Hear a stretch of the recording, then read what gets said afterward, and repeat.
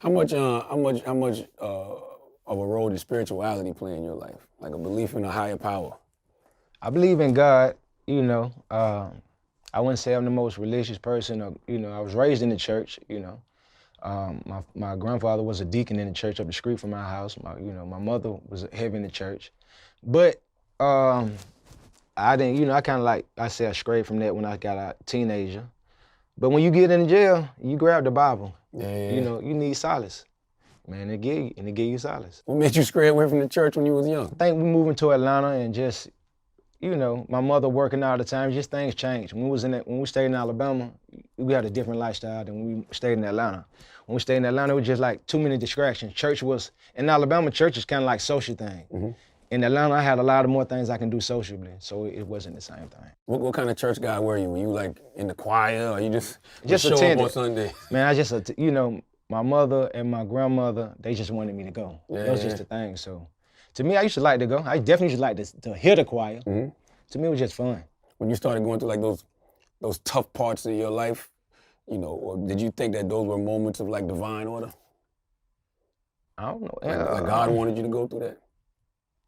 I'm not sure how I feel about, what's it divine order, because I think a lot of those things that I caused myself, man. I would do a crime and then they would punish me for it, and I wouldn't respect the fact that I need to, like, damn, I did something. I just get out and do the same thing, because if I felt like they was hating on me.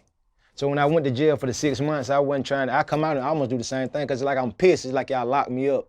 I didn't lock myself up. I ain't commit no crime. They locked me up. Got you. So you was mad when you first started going to prison? Yes. Okay. Yes. First to jail, because I only went to prison that last time. Mm-hmm. Prison would change my whole life. When I go to jail, and it's be like, they hating on me. I'm gonna get out and I'm gonna be more resilient. I'm gonna get back on it.